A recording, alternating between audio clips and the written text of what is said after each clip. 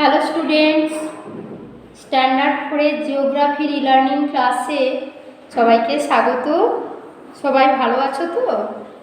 দেখো, আমাদের তৃতীয় অধ্যায়টা রিভিশন চলছিল, শেষ হয়ে গেছে। অনুশীলনীটা আমাদের বাকি, তাই না? আর 6 দাগে আমাদের মডেল প্রশ্ন উত্তরটাও বাকি আছে। 42 পাতা সবাই হলো। দেখো, 4 দাগ পর্যন্ত হয়েছিল তৈলবীজ বলতে কি বোঝো, তাই তো? এবারে 6 দাগে চলে এসো। 42 পেজ খুলেছো সবাই? দেখো, 6-এর এক একটা পশ্চিমবঙ্গের পার্বত্য অঞ্চলের বনভূমিতে কোন কোন গাছ জন্মায়, যেসব গাছ আমাদের, সেই সব গাছ আমাদের কী কী কাজে লাগে। তাহলে পশ্চিমবঙ্গের পার্বত্য অঞ্চলের ওপরে, একদম ম্যাপের ওপরে কী কী গাছ জন্মায়, এগুলো আমাদের কী কাজে লাগে।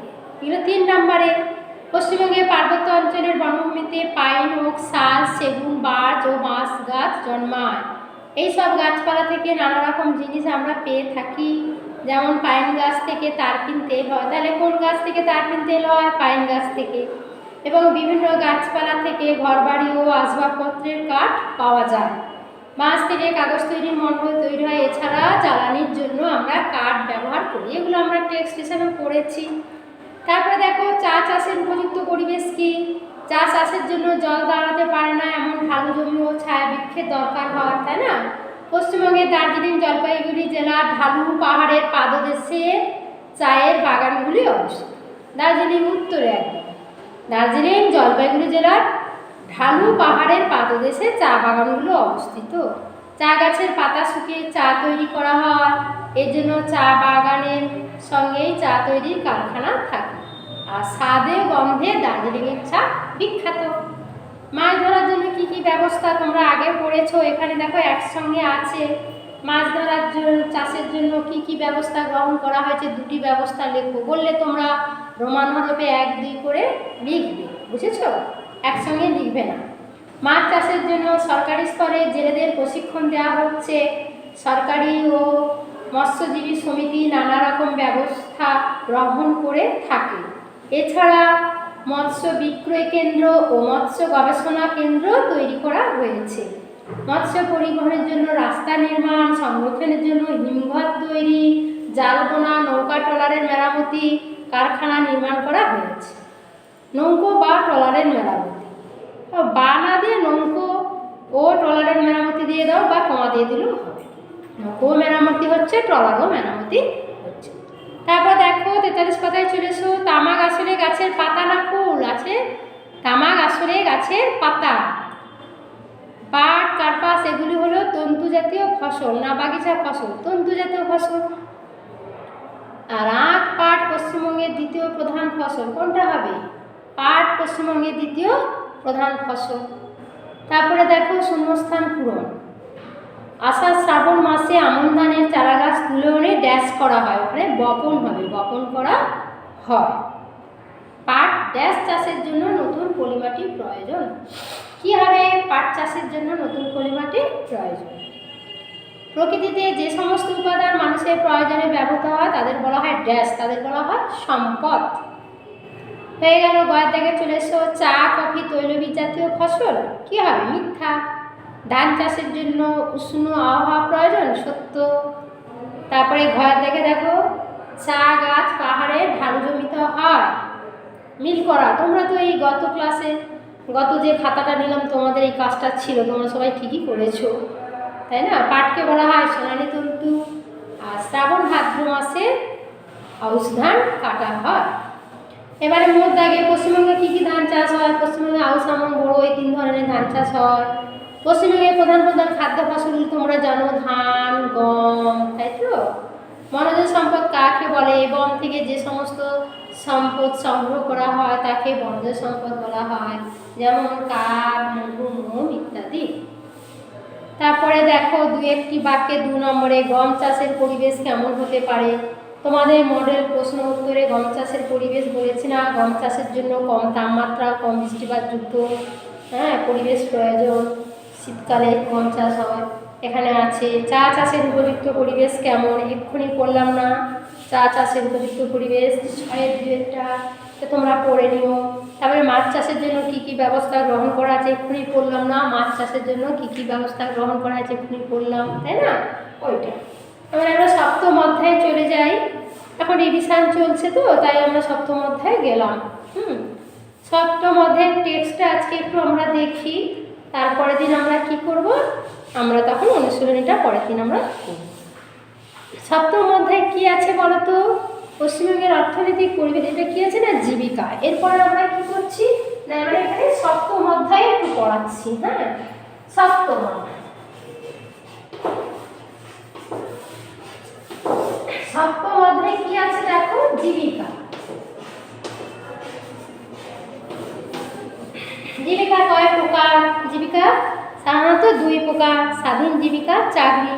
জীবিকা কাকে বলা হয়? জীবন ধারণের জন্য এবং অর্থ উপার্জনের জন্য আমরা যে কাজ করি তাকে বলা হয় জীবিকা বা বৃত্তি।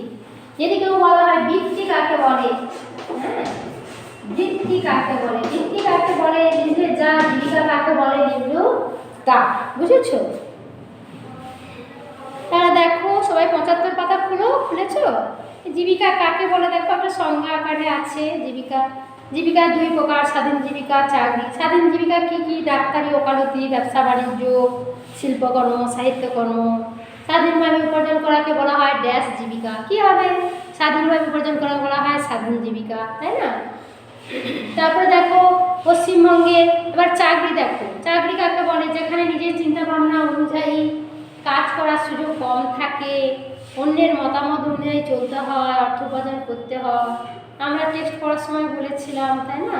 চিন্তা ভাবনা অনুযায়ী কাজ করব, নিজের ভাবনা চিন্তা অনুযায়ী কাজ করার সুযোগটা কম থাকে, অন্যের কথা শুনে আমাদের চলতে হবে। হ্যাঁ, করে আমাদের তাদের মত অনুযায়ী কাজ করে অর্থ উপার্জন, তাকে আমরা বলি চাকরি। চাকরি কয় প্রকারে দেখতে পাই? চাকরি দুই প্রকার, সরকারি চাকরি, বেসরকারি চাকরি। তাহলে একজন কৃষক যদি নিজের জমিতে চাষ করে সেটি স্বাধীন জীবিকা, আবার সেই কৃষক যদি অপরের জমিতে চাষ করে তখন সেটা চাকরি হিসাবে গণ্য হয়। তারপরে কি, পশ্চিমবঙ্গে বিভিন্ন পেশায় নিযুক্ত মানুষ আছে, কেউ কেউ কৃষিকাজের সঙ্গে যুক্ত, কেউ মৎস্য সংগ্রহের সঙ্গে যুক্ত। তারপরে দেখো গবাদি পশু ও হাঁস মুরগি পালনের সঙ্গে অনেকে যুক্ত। তারপরে বনজ দ্রব্য সংগ্রহ করতেও অনেকে যুক্ত, তাই না? তারপরে খনিকে অনেকে কাজ করে, আবার অনেকে ব্যবসা বাণিজ্য করছে, আবার অনেকে সেবামূলক কাজও করছে। কিন্তু তোমরা এই টেক্সটটা পড়বে। হ্যাঁ, তাহলে বিভিন্ন পেশায় নিযুক্ত কী কী? কৃষিকার্য, গবাদি পশু, হাঁস মুরগি পালন, মাছ সংগ্রহ, বনজ দ্রব্য সংগ্রহ, খনিজ কাজ, ব্যবসা বাণিজ্য, সেবামূলক কাজও কিছু লোক করে থাকে। কয়েকটি সেবামূলক কাজের নাম বলো, শিক্ষকতা, ডাক্তারি, ওকালতি ইত্যাদি, তাই তো? তারপরে দেখো এখানে মডেল প্রশ্ন উত্তর আছে। পশ্চিমবঙ্গের বেশিরভাগ মানুষ কৃষিজীবী, চাকরিজীবী। কৃষিজীবী। হ্যাঁ, জঙ্গল থেকে কৃষিজ না বনজ সম্পদ সংগ্রহ করা হয়, বনজ। বিদেশে মাছ রপ্তানি করা হয় না মাংস রপ্তানি, না মাছ রপ্তানি করা হয়। হাঁস মুরগি পালন করা বলা হয় পোলট্রি ফার্ম, না ডেয়ারি, না পোলট্রি ফার্ম। কৃষিকাজের জন্য উর্বর না অনুর্বর জমি দরকার, না উর্বর জমি প্রয়োজন। শহরে বেশিরভাগ মানুষ কৃষিজীবী না চাকরিজীবী, চাকরিজীবী। জঙ্গলে যারা কাঠ কাটেন তাদের আমরা কি বলি? কাঠুরিয়া। মৌল কাদের বলা হয়? যারা মধু সংগ্রহ। তারপরে দেখো দুই একটা দেখো, জীবন ধারণের জন্য, অর্থ উপার্জনের জন্য আমরা যে কাজ করি তাকে বলা হয় ড্যাশ, তাকে বলা হয় জীবিকা। স্বাধীনভাবে উপার্জন করাকে বলা হয় ড্যাশ জীবিকা, স্বাধীন জীবিকা। আমাদের রাজ্যের মানুষের ৭৯ পাতা, যেটা পড়াচ্ছে ৭৯ পাতা, মডেল প্রশ্ন উত্তর। আমাদের রাজ্যের মানুষের প্রধান খাদ্য হলো ভাত ও মাছ। তারপরে চারটা দেখো, পশ্চিমবঙ্গের বিভিন্ন অংশে গভীর ড্যাশ রয়েছে, জঙ্গল রয়েছে। যারা মধু সংগ্রহ করে তাদের বলা হয় মৌ। চাষবাস ও মৎস্য সংগ্রহের পাশাপাশি অনেক মানুষ ড্যাশ পালনের সঙ্গে যুক্ত, পশু পালনের সঙ্গে। এগুলো মডেল প্রশ্ন উত্তর করা আছে, আবার রিভিশন মতো দিচ্ছি, তোমরাও বলো আমার সঙ্গে, দেখো প্র্যাকটিস হবে। তারপরে দেখো অন্যের জমিতে চাষ করাকে বলা হয় স্বাধীন জীবিকা, মিথ্যা। দেখো জীবিকা সাধারণত দু রকমের, সত্য। জঙ্গলে যারা কাঠ কাটেন তাদের বলা হয় মৌল, মিথ্যা। সুন্দরবন ও শঙ্করপুরে অধিকাংশ মানুষের জীবিকা মৎস্য সংগ্রহ, সত্য। ডিম ও মাংসের জন্য হাঁস মুরগি পালন করা হয়, সত্য। জঙ্গল থেকে কৃষিজ সম্পদ সংগ্রহ করা খুব বিপজ্জনক, মিথ্যা। জঙ্গল থেকে কৃষিজ সম্পদ সংগ্রহ করবো কি করে, তাই না? দেখো তারপরে বান্ডিক দান্দিক, স্বাধীনভাবে উপার্জন করে বলা হয় স্বাধীন জীবিকা। পশ্চিমবঙ্গে মৌসুমী বায়ুর প্রভাবে প্রচুর বৃষ্টিপাত হয়, 4একটা। যারা মধু সংগ্রহ করেন তাদের বলা হয় মূল, 1একটা। পশ্চিমবঙ্গের বিভিন্ন অংশে গভীর জঙ্গল রয়েছে, 2একটা। দীঘা, জুনপুর, শঙ্করপুর অঞ্চলে অনেক মৎস্যজীবী থাকেন, তাহলে 3একটা। আজ তাহলে 79 পাতা এই মডেল প্রশ্ন উত্তর শর্ট প্রশ্ন পর্যন্ত এই পর্যন্তই থাকবে, ঠিক আছে? নেক্সট দিনে আমরা পরেরগুলো করবো। Thank you everybody, thank you so much.